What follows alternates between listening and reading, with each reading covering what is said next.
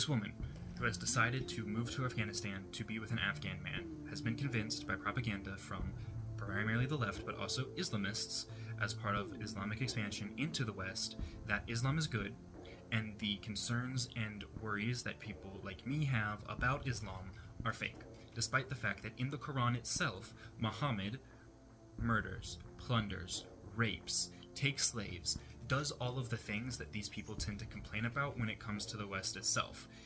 Except this time it's institutionalized within religion, whereas in the rest it never was, and the West has spent millions and millions amounts of blood, sweat, tears, and gold to undo the things that were wrong with its past.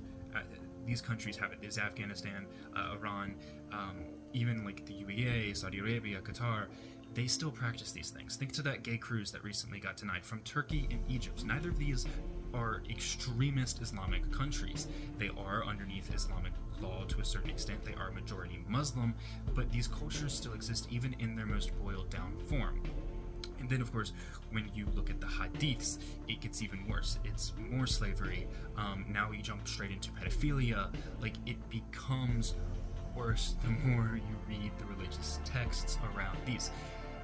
So, ultimately, this idea that, one, Islam is good, is a faux idea. And then there's a second idea, and I actually challenged somebody to debate about this. They refused to.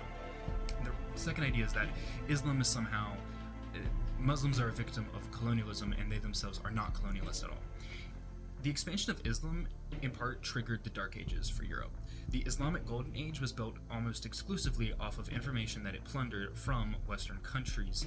And when I say that, I do include ancient Egypt and Persia in that, as they were fundamental to the development of the West. And so, just in general, on its face even, that is very contestable and more so incorrect than anything else. Then you have this idea that Muslims are a victim. Well, Muhammad started off, doing a whole video on this, by the way, Muhammad started off as essentially a warlord. They're not victims, and they never have been. But this lie has been peddled, and that is something that the leftists, the Marxists, have also been able to take, because they are against these ideas of like imperialism and nationalism and expansionism. Even though it is a collective ideology, it doesn't like other collective ideologies because it's not their collective ideology. And so, ultimately, you get women like this who have been lied to about the Islamic world, the foundations of Islam, and what Islam is in of itself, and believes that she will be fine moving to a country like Afghanistan.